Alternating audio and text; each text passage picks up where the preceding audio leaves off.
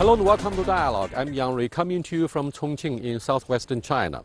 The Chinese Communist Party, which engineers miracles of China's development in the past 3 decades, keeps drawing fire and scrutiny from the West, simply because of its name and its approach of reform, which differs from the shock therapy. How do we look at China's attitudes and policy options in its modernization drive? What are the keywords in exercising good governance? Is China ready to improve global governance, which needs to be updated with the rise of emerging markets? To answer these questions and more, I'm very happy to be joined in the first part of the program by Mr. Martin Yark, a British author of many books and articles on China. When we come back, we'll be talking to Mr. Daniel Bell, yet another China hand from Canada. The Communist Party of China holds a plenary session at least once a year in Beijing to develop policies and make key decisions. This month's plenum agenda falls within the party's tradition of discussing ideological framework and party building.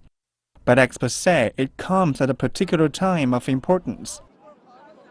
One of the most important tasks they have fulfilled is combating corruption.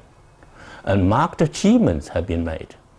Now it is time for us to sum up the experience and to institutionalize combating corruption.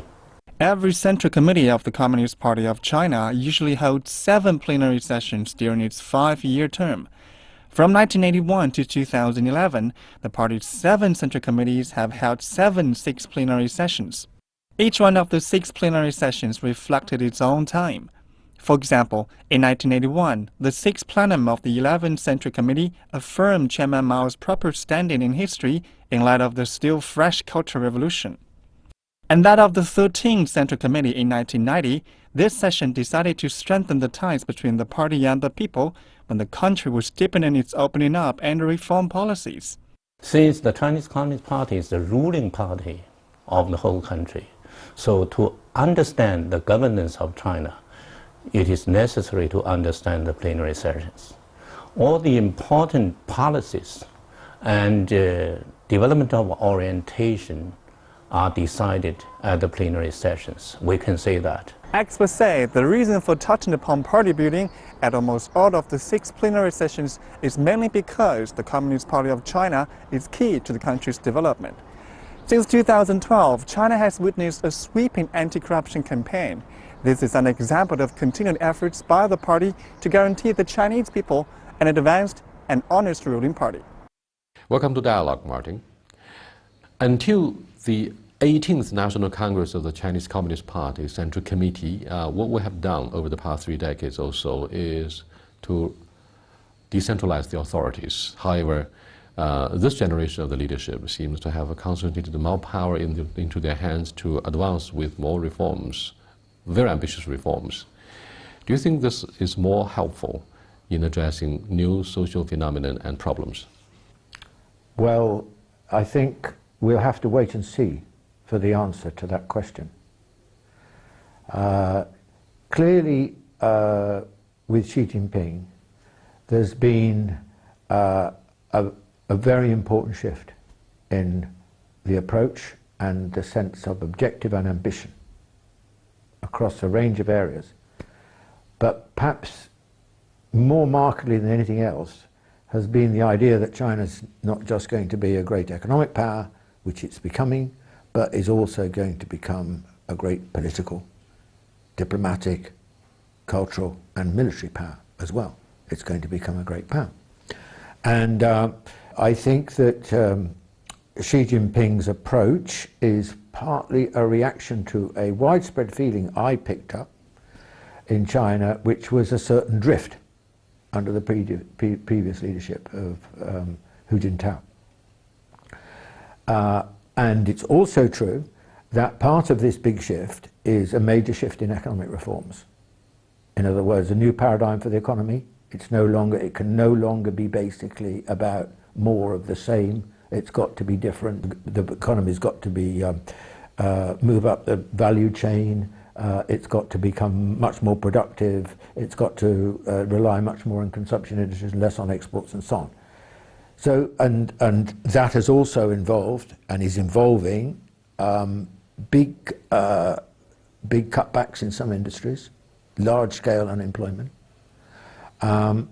So there is a comprehensive shift taking place, which I think also is likely to lead, or could lead, to instability and protest.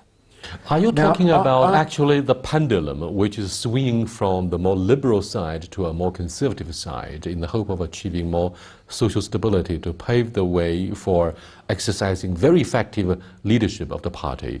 Yes, I think to some extent that is what I'm saying, that there's a feeling that there's been too much drift. Now we need some new kind of objectives. We've got to mobilize the party to achieve them. It is not going to be easy because it requires a shift in mindset by the party and everyone else.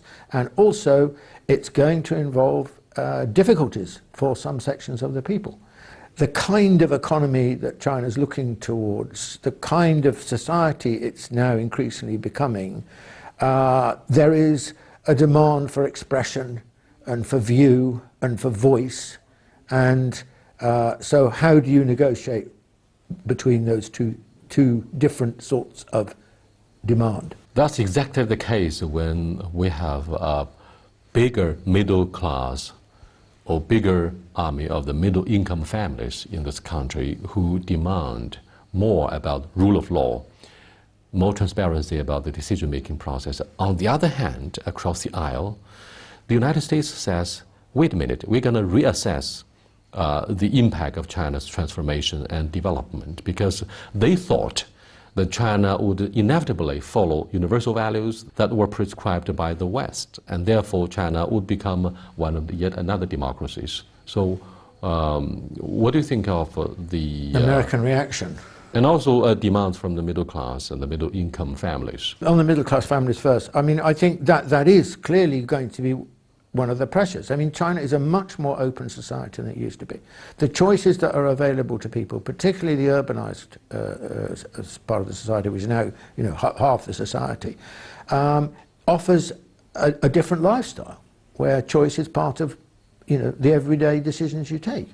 So I don't think there's any turning back from that process. So the question is, you know, how can the Communist Party leadership finesse, if you like, this kind of pressure with, you know, the need to make these kind of changes? Because in any society, even an advanced society, if you're making difficult economic choices, there is, it is liable to promote instability and reaction, and you've got to be strong in dealing with it. I mean, you know, take Thatcher. She was no flower. You know, when she wanted to get something, she used the arm of the state and the police and so on in ways that are now only coming to light all those decades later. So I think that is not particularly true of China. But on the American question you raised, look, there has been a widespread view, in my opinion, an illusion amongst a section of Americans, American liberals and so on, that ultimately China would become like them. China would become a Western-style society. Now, in my book, published in 2009 originally, I said this is not what's going to happen. What is going to happen is China is going to remain profoundly distinctive because of its history, because of its culture. Modernization did not mean Westernization. It was not synonymous with. But what about the sense of a modernity in the process of a modernization? It'll be a different kind of modernity. But the problem is the West, the United States in particular, but my own country and so on, have believed that modernity only came in one shape and size, and that was a Western modernity. We're all headed towards the Western modernity. I think this was quite wrong. And I don't think it's going to happen in China. I think it's wrong worldwide. But it was an illusion that could be maintained for a long historical period, because apart from Japan, until the second half of the 20th century, all examples of modernization were Western. The Antigraft campaign is a part of a huge effort to rebuild the Communist Party in the wake of the Cold War and particularly the tumultuous Cultural Revolution. However, we have two approaches in cleaning the house. One is to go back to the rule of law. The other is to, first of all, turned to the help of the Central Discipline Inspection Committee. Now, there have been public debates as to which should come first. Should we minimize the impact of the party intervention, encouraging the court, the judiciary, to play its own role? Your take?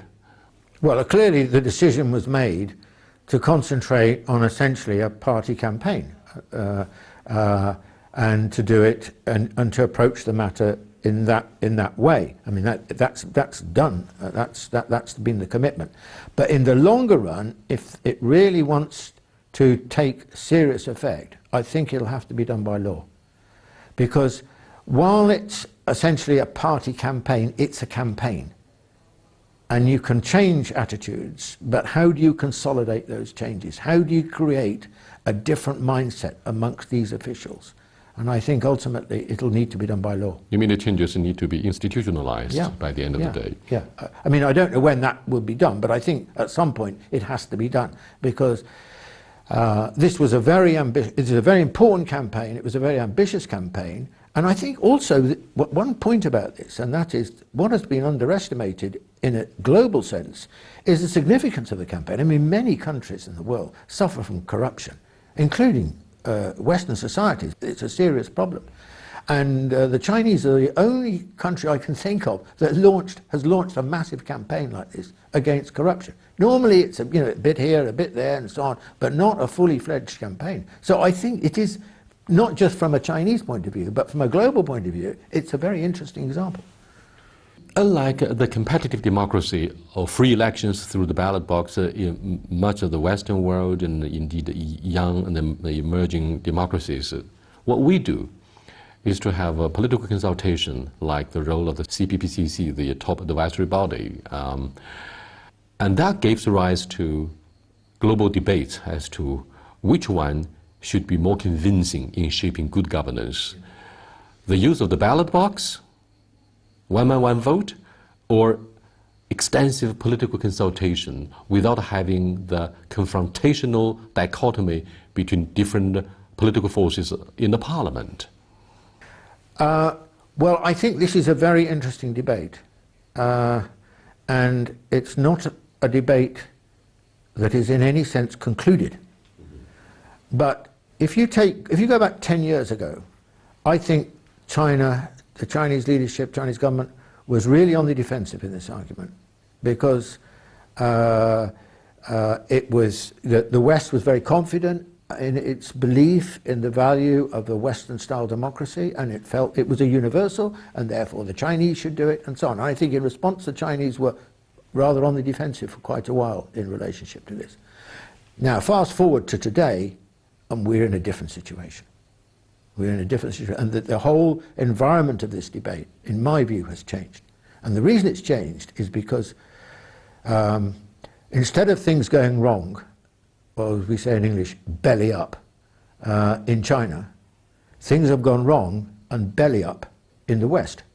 I mean, it was widely predicted when I was working on my book originally, for example, that there'll be a great economic crisis in China. It's never happened. But it did happen. There was a big financial crisis, an economic crisis, and it was in the West, 2007-8, the biggest since the 1930s. And now you have this, because of the failure to come out of the post-crisis situation, you've now got a political crisis in the West. I mean, it was predicted there would be the regime was unsustainable, the Chinese system is unsustainable, it will break down. That's not happened. And what's happened is there's been a gathering political crisis in the West. I mean, my own country, I've never seen my own country experiencing the kind of governing crisis of the governing elite that has happened, which culminated in Brexit. And of course, what we're all more familiar with is what's happening in the United States, where you've had this presidential debate. It was a joke. It was more like a reality, a reality TV show than a serious debate about the future of the most powerful country in the world. There was no vision, there was no objective. What I'm trying to say is really the Western governing elite, the Western institutions of electoral democracy and so on, are in big trouble. I'm not going to say I don't think they're going to collapse. I don't think that's going to happen. But they are in a very serious crisis. And the status and the authority of these political governing elites now is lower than I can remember any point in my lifetime. Now, China, on the other hand, of course it's got a lot of problems. I mean, China's always got a huge number of problems. Why? One, because it's a developing country. Two, because it's so big. And that means it's going to have a colossal load of problems. But by and large, you'd have to say the Chinese Communist Party is extraordinarily competent in handling China's transformation. I mean, do we really think that if you had an American-style leadership over the last 30 years, they would have achieved what the Chinese leadership? No, I don't think so. Thank you very much, sir. Thank you. You are very articulate. I do appreciate it. Welcome to Dialogue, Daniel. We've been discussing the issue of global governance and what China can do to contribute to the improvement of the existing world international economic and political order. Now, China is very different in many ways, as you are a serious scholar of Chinese studies. Tell me, can universal standards be effectively applied in shaping China's domestic governance? Well, it depends which universal standards we mean. If it's very basic, call them basic human rights, like don't torture people, don't kill innocent people, then of course they apply. But if it's a question of how to organize a society and its political institutions and how to select and promote leaders, then of course there we should allow for morally legitimate difference based on a society's culture and history. Given almost 3 decades of integration with the rest of the world, that's what we call the opening up. We benefit enormously from the current multilateral trade and financial regime. However, what do you think are the major differences that may draw clear demarcation between China and the rest of the world?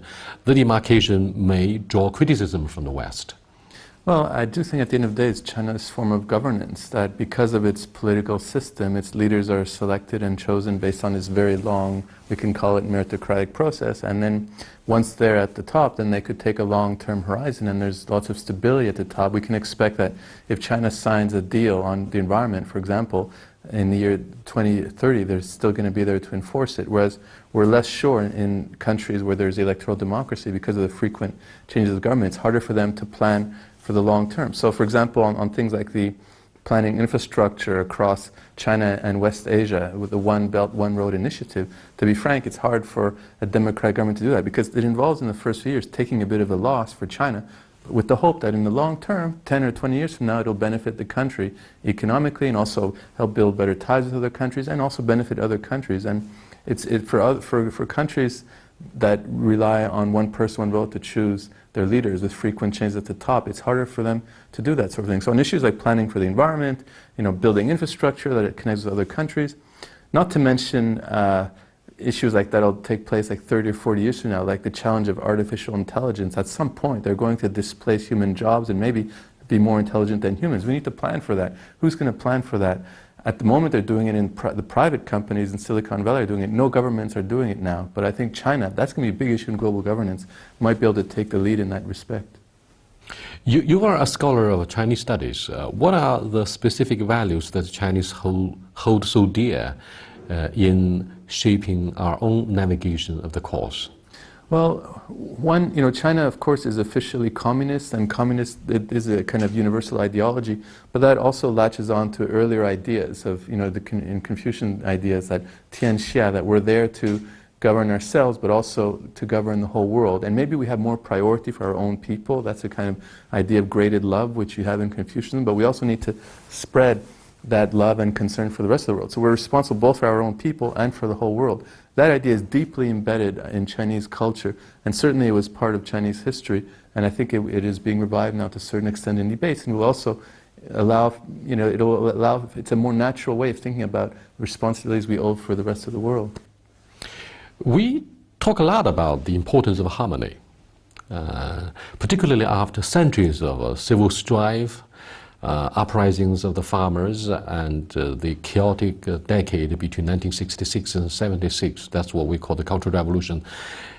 The Chinese do not want to, have more political struggles. They want to have a comfortable 小康生活, well-to-do life. So do you think this is something progressive Well, I mean, I think that one of the things about Chinese culture and Confucianism perhaps is its constant adaptability and willing to learn from history and learn from mistakes. And certainly there were extremes in 20th century that were, for example, this rejection of traditional values is one, and this emphasis on violence and class struggle for solving problems. Obviously there was too much of that in the 20th century, and now there's this re-emphasis on harmony. What does harmony mean exactly?